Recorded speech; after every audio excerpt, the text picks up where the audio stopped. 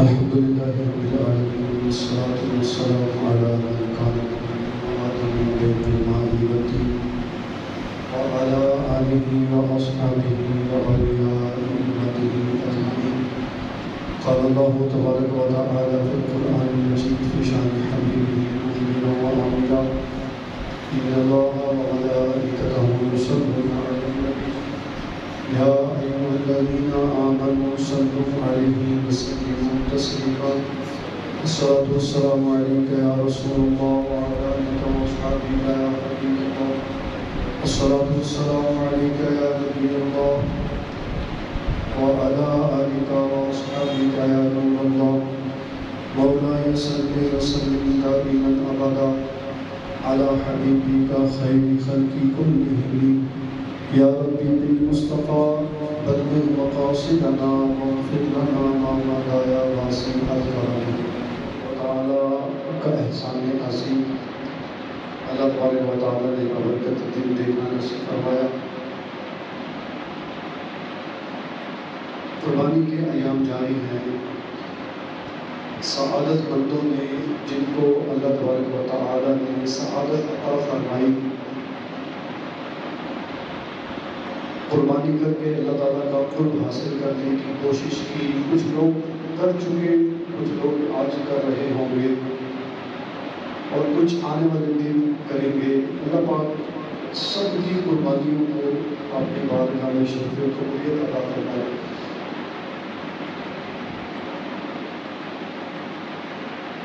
اللہ تبارک و تعالیٰ کے نیک بندوں کے ساتھ مشابہت رکھنا، اللہ تبارک و تعالیٰ کے نیک بندوں کی نقل کرنا، ان کی کاپی کرنا، یہ بندے کو دنیا میں بھی پریشانیوں سے بچاتا ہے اور یہ بندے کو آخرت میں بھی پریشانیوں سے بچاتا ہے.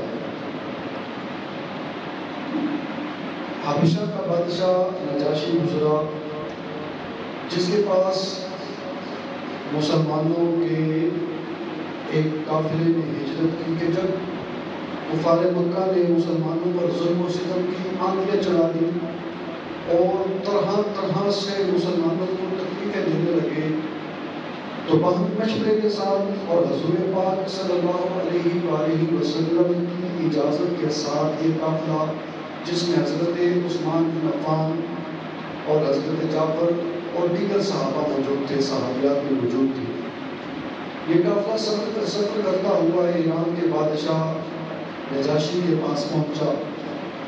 اب کفار مکہ کو اس چیز سے بڑا دکھ ہوا، بڑا رنج ہوا، بڑی تکلیف ہوئی کہ مسلمانوں کی ایک جماعت، مسلمانوں کا ایک قافلہ ہمارے ظلم و ستم سے بچ کر دوسرے علاقے میں جانے میں کامیاب ہو گیا.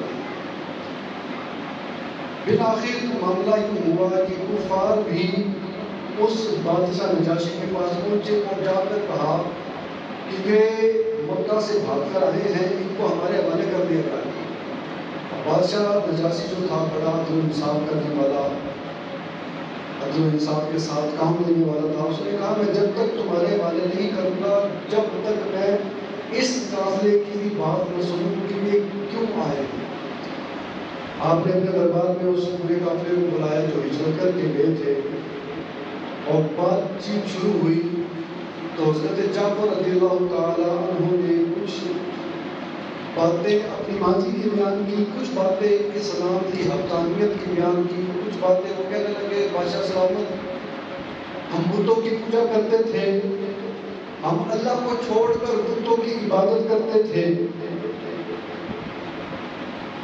غلط رسومات پر عمل کرتے تھے، ہمارے آبا جو معاملات کرتے آئے ہم بھی ان کے پیچھے پیچھے ہی چلتے تھے کہ اللہ تبارک و تعالیٰ نے اپنے محبوب کے صدقے ہم کو ہدایت عطا فرمائی.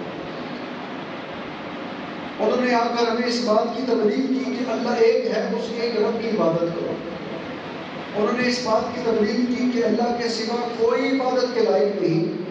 یہ بت جن کی تم پوجا کرتے ہو اس کو اللہ کے ساتھ عبادت میں شریک نہ بناؤ.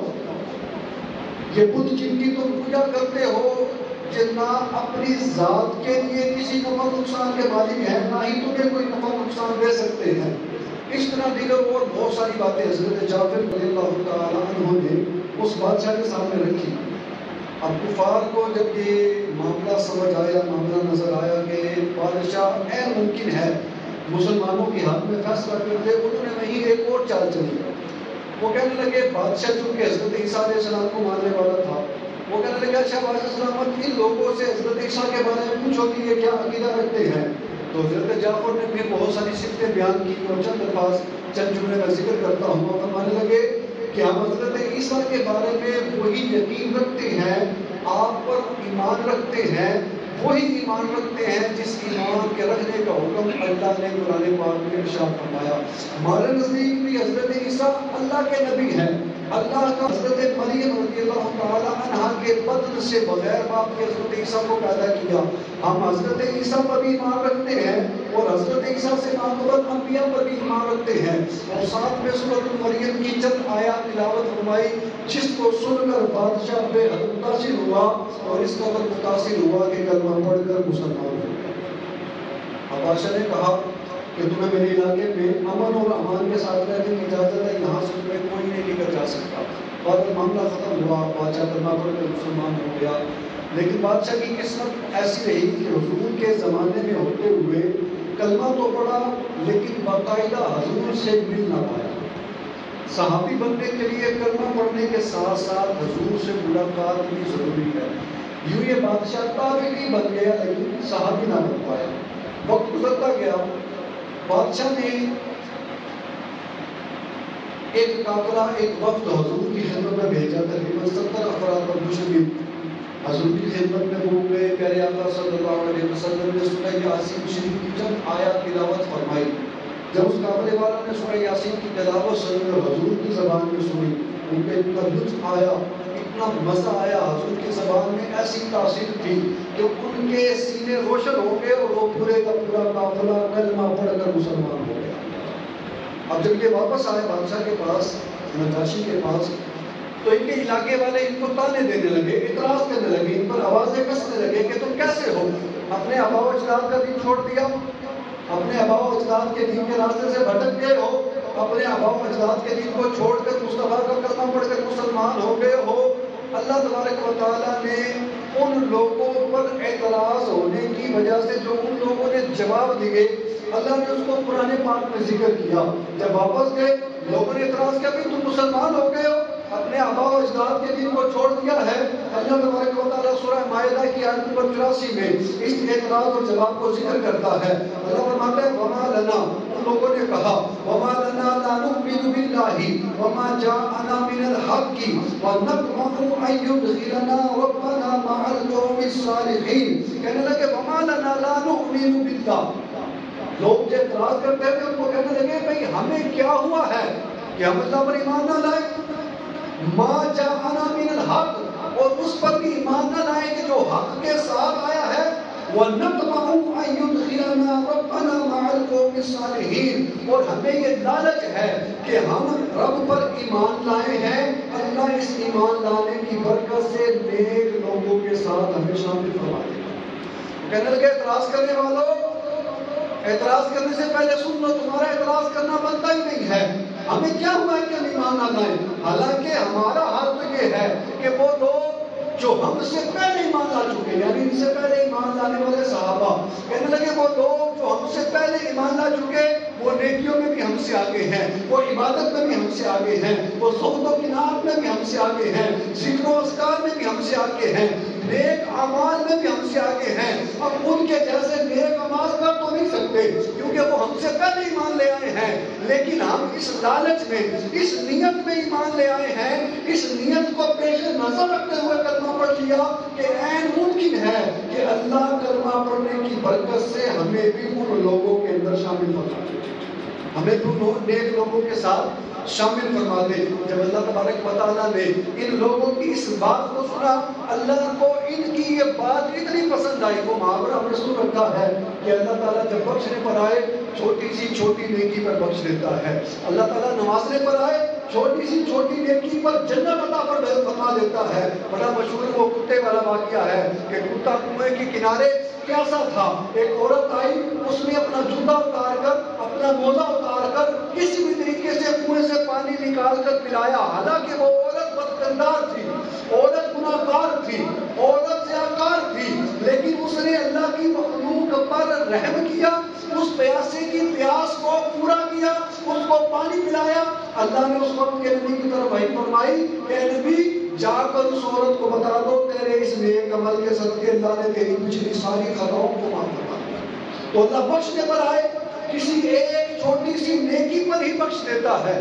اس لیے علماء کہتے ہیں کسی بھی نیکی کو چھوٹا سمجھ کے چھوڑنا نہیں چاہیے۔ ہم نفلی باتیں چھوڑ دیتے ہیں، کسی بھی نیکی کو چھوٹا سمجھ کے چھوڑنا نہیں چاہیے۔ اسی طرح کسی بھی گناہ کو چھوٹا سمجھ کے کرنا نہیں چاہیے۔ بہرحال ان لوگوں نے جواب دیا کہ ہم تو اس وجہ سے ایمان لائے ہیں، ایمان لانے کا مقصد یہ ہے، ایمان لانے کی نیت یہ تھی، ایمان لانے کا ارادہ یہ تھا، ایمان لانے میں طمع یہ تھی، لالچ یہ تھی کہ ہم سے پہلے لوگ جو ایمان لے آئے وہ ہم سے نیکیوں میں آگے نکل گئے، ہم سے پہلے جو لوگ ایمان لے آئے وہ ہم سے عبادت میں آگے نکل گئے، ہم سے پہلے جو لوگ ایمان لے آئے وہ اللہ تعالیٰ کی وحدانیت کو ماننے میں ہم سے آگے نکل گئے۔ ہم ان کے برابر کے تو نہیں ہو سکتے، لیکن ایمان لا رہے ہیں اس نیت پر کہ اللہ تعالیٰ ہمیں ان لوگوں کی صحبت کو عطا فرمائے۔ تو اللہ تعالیٰ کو ان کا یہ جواب پسند آیا، اللہ نے فرمایا انعام عطا فرمایا۔ اللہ فرماتا ہے اسی سورت کی اگلی آیت میں، آیت نمبر 85 میں اللہ فرماتا ہے فَأَصَابَهُمُ اللَّهُ بِمَا قَالُوا جَنَّاتٍ تَجْرِي مِن تَحْتِهَا الْأَنْهَارُ خَالِدِينَ فِيهَا وَذَلِكَ جَزَاءُ الْمُحْسِنِينَ۔ فرمایا فَأَصَابَهُمُ اللَّهُ، اللہ تبارک و تعالیٰ نے ثواب عطا فرمایا ان کو، بِمَا قَالُوا، جو انہوں نے کہا۔ کیا ثواب؟ فرمایا جنات تجری من تحتها الانہار، وہ جنت عطا فرمائی کہ جس میں ہمیشہ کے باغات ہیں، وہ جنت عطا فرمائی کہ جس کے نیچے نہریں جاری ہیں، خالدین فیہا، وہ اس جنت میں ہمیشہ ہمیشہ رہیں گے، وہ اس جنت میں ہمیشہ رہیں گے۔ وَذَلِكَ جَزَاءُ الْمُحْسِنِينَ، اور ہم احسان کرنے والوں کو ایسی ہی جزا دیا کرتے ہیں۔ اللہ اکبر۔ آج اب غور کریں، یہ واقعات پہلے بھی ہم نے سنے، جیسے جنگ بدر کا معاملہ ہے، دیگر جنگوں کا معاملہ ہے۔ 313 مسلمان ہیں، آگے ہزاروں کی فوج ہے، اللہ تعالیٰ فتح عطا فرماتا ہے۔ یعنی اگر تھوڑا سا ماضی میں جائیں، مسلمانوں کی تعداد کم تھی، مسلمانوں کی جماعت کم تھی، دشمنوں کی جماعت زیادہ تھی، لیکن اللہ تعالیٰ پھر بھی کم تعداد ہونے کے باوجود جس میدان جنگ میں جاتے ہیں اللہ مسلمانوں کو فتح عطا فرماتا ہے۔ جہاں پر جاتے ہیں اللہ مسلمانوں کو عروج عطا فرماتا ہے، جہاں پر جاتے ہیں اللہ مسلمانوں کو بلندی عطا فرماتا ہے۔ تعداد تھوڑی ہے لیکن اللہ تبارک و تعالیٰ بلندیاں عطا فرما رہا ہے، تعداد تھوڑی ہے لیکن اللہ تبارک و تعالیٰ جنگوں میں فتح عطا فرما رہا ہے، تعداد تھوڑی ہے لیکن اللہ تبارک و تعالیٰ عروج عطا فرما رہا ہے۔ اور اس کے برعکس آج مسلمان ہزاروں کروڑوں اربوں کی تعداد میں موجود ہیں، لیکن پورے ملک میں جہاں پر جا کر دیکھیں مسلمان تنزلی کا شکار ہیں، مسلمان پستی کا شکار ہیں، مسلمان کمزور ہیں، تعداد میں کم تھے طاقت میں زیادہ تھے، تعداد میں کم تھے طاقت زیادہ تھی، تعداد میں کم تھے بلندیاں زیادہ تھی، تعداد میں کم تھے عزت زیادہ تھی، تعداد میں کم تھے، اللہ نے عروج بڑا عطا فرمایا تھا۔ آج تعداد میں زیادہ ہے پر وہ پہلے والا عروج نہیں ہے، آج تعداد میں زیادہ ہے پر وہ پہلے والی طاقت نہیں ہے، آج تعداد میں زیادہ ہے مگر وہ پہلے والی عزت نہیں ہے۔ وجہ کیا ہے؟ وجہ یہ ہے کہ ہم نے اپنے اسلاف کی سیرت کو بھلا دیا، ہم نے اپنے اسلاف کی سیرت کو بھلا دیا۔ آج امت مسلمہ اور دیگر قوموں کا ترقی اور تنزلی کا طریقہ الگ ہے۔ امت مسلمہ ایک الگ قوم ہے اور دیگر قومیں الگ قوم ہیں۔ دیگر قومیں مستقبل میں جا کر ترقی کرے تو کرے، مسلمانوں کی ترقی کا راز ہمیشہ سے اسلاف کے طریقے پر چلنا ہے۔ جب تک کہ اسلاف کے طریقے پر چلتے رہیں گے، جب تک اپنے ماضی کو یاد رکھتے رہیں گے، اللہ پاک ان کو ترقیاں عطا فرماتا رہے گا، عروج عطا فرماتا رہے گا۔ اور جب اسلاف کی تعلیمات سے ہٹ جائیں گے، اسلاف کی سیرت کو پیچھے چھوڑ دیں گے، اب مسلمانوں کا نصیب تنزلی اور بدنصیبی بن جائے گا۔ اب غور کریں، حضرت داتا گنج بخش علی حجویری رحمۃ اللہ تعالیٰ علیہ عرس ہوتا ہے جاتے ہیں، یا جب بھی موقع ملے جاتے ہیں، ان کا نام آج تک باقی ہے۔ پھر جہاں جہاں پر ممکن ہو، ہر مسجد میں بعض اوقات یہ معمول ہوتا ہے کہ ہر مہینے 11ویں شریف کا ختم پڑھا جاتا ہے حضور محسن پاک کے نام پر۔ اس طرح دیگر بزرگان دین کو لے لیں، ان بزرگان دین کا غوث پاک کی اس میں بات کریں، ہر مہینے یا سال میں 1 2 3 4 بار یا 12 مہینوں کے اندر ہر مہینے ایک بار حضور غوث پاک کے نام کا لنگر کھاتے ہیں، ختم دلواتے ہیں، نیاز دلواتے ہیں، فاتحہ کرواتے ہیں، لیکن حضور غوث پاک کی سیرت پر عمل نہیں کرتے۔ حضور غوث پاک رحمت اللہ تعالیٰ علیہ کی سیرت میں سے ایک عظیم سیرت یہ ہے کہ آپ روزانہ ایک قرآن پاک کی تلاوت کیا کرتے تھے، اور آج اندر کے میں قرآن پاک کھولے کی منافع ہو گیا۔ 100 رکعت نوافل حضور غوث پاک ادا کیا کرتے، آج نوافل تو دور کی بات ہے، 5 نمازوں کا ہمارا کیا حال ہے۔ تو جب تک مسلمان اپنے اسلاف کی سیرت کو اپنائیں گے، نیک لوگوں کی مشابہت کریں گے، نیک لوگوں کی کاپی کریں گے، نیک لوگوں کے پیچھے چلیں گے، اللہ تبارک و تعالیٰ بلندیاں بھی عطا فرمائے گا، اللہ ترقیاں بھی عطا فرمائے گا، اللہ ترقیاں بھی عطا فرمائے گا، اللہ عروج بھی عطا فرمائے گا۔ مگر شرط یہ ہے کہ نیک لوگوں کی مشابہت اختیار کرنی پڑے گی، نیک لوگوں کی سیرت اختیار کرنی پڑے گی، صرف لنگر کھانے تک نہیں، صرف محفلیں گرانے تک نہیں، صرف نیک لوگوں کے تذکرے تک نہیں، بلکہ نیک لوگوں نے کس طرح اپنی زندگی کو بسر کیا اس کو جان کر اس پر عمل کرنا ہوگا۔ جن لوگوں کے نام پر ہم لنگر کھاتے ہیں، جن لوگوں کے نام پر نذر و نیاز دلواتے ہیں، صرف نذر و نیاز دلوانے سے فائدہ کما حقہ نہیں ہونا، بلکہ ان لوگوں کی سیرت کو بھی اپنانا پڑے گا۔ سیرت بھی اپنائیں، ذکر و اذکار بھی کریں، ان کے نام کا لنگر بھی کھائیں، نیاز بھی کروائیں۔ اب جب نیاز اور سیرت کو ساتھ ساتھ لے کر چلیں گے، اللہ بلندیاں عطا فرمائے گا۔ ہم نے سیرت کو چھوڑ دیا، ہم صرف نیاز کے پیچھے رہے، نیاز نیاز نیاز، فاتحہ صرف یہ نہیں ہے، اس کے ساتھ ساتھ بزرگوں کی سیرت بھی ہے۔ میرے آقا علیہ الصلوۃ والسلام نے فرمایا من تشبہ بقوم فہو منہم، فرمایا جو بندہ کسی قوم سے مشابہت رکھتا ہے، کسی قوم کے پیچھے چلتا ہے، فرمایا وہ انہی میں سے ہے۔ اور دوسری حدیث میں فرمایا من اعجبہ سمت رجل فہو مثلہ، جسے جس بندے کا طریقہ اچھا لگتا ہے، جسے جس بندے کا طریقہ اچھا لگتا ہے، حضور نے فرمایا وہ بندہ انہی لوگوں میں سے ہے۔ اب غور کرے، اگر کسی کو کوئی فلم اسٹار اچھا لگتا ہے، اس کا طریقہ اچھا لگتا ہے، اس کی طرح اٹھتا بیٹھتا ہے، اس کی طرح کھاتا پیتا ہے، اس کی طرح ڈریسنگ کرتا ہے، حدیث کے الفاظ حضور نے فرمایا جس کو جو اچھا لگتا ہے وہ اسی کے جیسا ہے، جو جس کی مشابہت اختیار کرتا ہے وہ اسی کے ساتھ ہوگا۔ حضرت ابو ذر غفاری رضی اللہ تعالیٰ عنہ جلوہ فرما ہے، عرض کرنے لگے یا رسول اللہ صلی اللہ علیہ وسلم، فلاں شخص کسی بندے سے محبت کرتا ہے لیکن اس جیسا عمل نہیں کرتا، فلاں سے محبت کرتا ہے، بڑی محبت ہے، لیکن اس جیسا عمل کرنے میں کامیابی نہیں ملتی ہے، اس کے لیے کیا معاملہ ہے، کیا حکم ہے؟ میرے آقا نے فرمایا صحابی سنو، جو دنیا میں جس سے محبت کرتا ہے اللہ کا جنت میں اس کو اسی کا ساتھ عطا ہے۔ جس دن تو میرے پاس بدل کر آیا اور میں تجھے پہچان نہ پایا، اس دن میں تجھے انعام دوں، ڈیل ہوئی کہ چلا گیا۔ کچھ عرصے کے بعد بادشاہ بیمار ہوا اور بادشاہ کی بیماری کی خبر دور دور تک پھیل گئی۔ ایک شخص آیا، بادشاہ کے دربار میں آیا، بادشاہ کے دربان آ کر بادشاہ کے پاس آ کر کہنے لگا بادشاہ سلام دروازے پر ایک حکیم آیا ہے، ایک طبیب آیا ہے اور کہنے لگا ہے مجھے ایران کے بادشاہ نے بھیجا ہے، سنا ہے کہ آپ بڑے بیمار ہو، آپ کے علاج کے لیے مجھے بھیجا ہے۔ بادشاہ نے کہا جی ٹھیک ہے بلا لاؤ، اور اس کو بلا کر لائے، دیکھا کہ سر پر بہت بڑی دستار سجا رکھی ہے، بڑا جبہ پہن رکھا ہے اور پیچھے غلاموں کی ایک بڑی لائن ہے جنہوں نے اپنے سر پر دوائیں اٹھا رکھی ہیں۔ بادشاہ کے پاس پہنچا، سلام کر کے کہنے لگا بادشاہ سلامت، مجھے فلاں علاقے کے بادشاہ نے آپ کے علاج کے لیے بھیجا ہے۔ بادشاہ نے سلام کا جواب دیا، چہرے کی طرف بادشاہ دیکھ کر مسکرایا اور بادشاہ کہنے لگا میں تجھے پہچان گیا ہوں، تو کہیں بادشاہ کی طرف سے کیا ہے، تو وہی ہے۔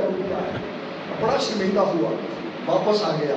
کچھ عرصے کے بعد عید کا دن تھا، بادشاہ سلامت کی خدمت میں لوگوں نے تحائف پیش کیے، یہ بھی پھر بہروپیہ بن کر آیا۔ تحفہ پیش کیا بادشاہ کی خدمت میں، وقت تھوڑا کم ہے واقعوں کو روز کرتا ہوں، تحفہ پیش کیا، بادشاہ نے پھر پہچانے، بادشاہ نے کہا تو وہی بہروپیہ ہے، جہاں بھی تو کامیاب نہیں ہوا۔ اب ایک لمبا عرصہ گزر گیا، یہ بادشاہ کے پاس نہیں آیا، لمبے عرصے کے بعد بادشاہ نے جنگوں پر جانے کا ارادہ کیا، اور بادشاہ اللہ کے بندوں سے بڑی محبت کرتا تھا۔ اس کی یہ عادت ہوتی تھی کہ جس علاقے میں جاتا وہاں پتہ کرتا، اگر کوئی دربار ہوتا کسی ولی کا، وہاں پر جا کر حاضری دیتا، 2 نفل پڑھتا اور مقصد میں کامیابی کی دعا کرتا۔ چلتے چلتے ایک ایسی جگہ پر پہنچا جہاں پر پہاڑ کے دامن میں بہت زیادہ بھیڑ تھی، بہت رش تھا۔ بادشاہ نے حیرانگی کے عالم میں کہا کہ یہاں دور دور تک کوئی رہائش نظر نہیں آتی، دور دور تک کوئی زندگی کے آثار نہیں، کوئی گھر بار نظر نہیں آتا، پھر بھی یہاں اس قدر لوگوں کا ہجوم کیسا؟ معلومات کرنے پر پتہ چلا کہ یہاں پر ایک اللہ کا ولی رہتا ہے، ہر وقت آنکھیں بند کر کے بس اللہ اللہ کرتا رہتا ہے، دنیا والے سے کوئی اس کو لگاؤ نہیں ہے۔ بادشاہ نے جب یہ سنا تھا، بادشاہ نے کہا یہی آج کافر اٹھے گا۔ کافر نے پڑاؤ کیا، بادشاہ سلامت نے غسل کیا، صاف ستھرے اچھے کپڑے پہنے، نفل ادا کیے، اور جوتے اتار کر ننگے پاؤں بادشاہ بھی اس پہاڑ کے دامن میں گیا کہ جا کر اللہ کے ولی سے دعائیں لوں۔ بادشاہ اس اللہ کے ولی کے پاس پہنچا، وہ جو فقیر بن کر وہاں پر بیٹھا ہوا تھا، بادشاہ گیا، بادشاہ کافی دیر تک وہاں کھڑا رہا، بات چیت کرنے کی کوشش کی، لیکن یہ اللہ کا بندہ اللہ اللہ ہی کرتا رہا۔ بادشاہ کی طرف دیکھنا تو دور، اس نے آنکھیں کھول کر بھی بادشاہ کو نہ دیکھا۔ کافی دیر کے بعد جب بادشاہ جانے لگا، اس کی قدم بوسی کرنے کے لیے جھکا، قبل اس کے کہ بادشاہ اس فقیر کے قدم چومتا، فقیر نے بادشاہ کے ہاتھ پکڑ لیے اور ہاتھ پکڑ کر اپنا چہرہ اوپر کر کے مسکرایا، کہنے لگا بادشاہ سلامت، لو اب کی بار میں نے آپ کو دھوکہ دے دیا، میں کوئی اللہ کا ولی نہیں بلکہ میں تو وہی بہروپیہ ہوں، میں اللہ کا ولی نہیں ہوں، میں تو وہی بہروپیہ ہوں۔ بادشاہ نے کہا واقعی اب کی بار تم نے دھوکہ دے دیا ہے۔ بادشاہ نے اشرفیاں منگائی، فرمایا یہ تو یہ تمہارا انعام۔ کہنے لگا بادشاہ سلامت نہیں، اب انعام نہیں چاہیے۔ بادشاہ کہتا کیوں؟ اسی کے لیے تو سب کچھ کیا ہے۔ کہنے لگا بادشاہ سلامت میں اللہ کا ولی نہیں ہوں، میں اللہ والا نہیں ہوں، آپ کو دھوکہ دینے کے لیے صرف اللہ والوں کی کاپی کی ہے، اللہ والوں کی نقل اتاری ہے۔ اگر میں اللہ والوں کی نقل اتارتا ہوں، اللہ نے نقل اتارنے کی وجہ سے مجھ کو یہ عزت دی ہے، مجھ کو یہ شان دی ہے کہ وقت کا بادشاہ میرے قدموں میں جھک گیا، اگر میں سچ مجھ میں اللہ والا بن جاؤں گا تو اللہ کتنی عزت عطا فرمائے گا۔ یہ کہہ کر وہ جنگل کی طرف نکل گیا اور اللہ کی عبادت میں مشغول ہو گیا۔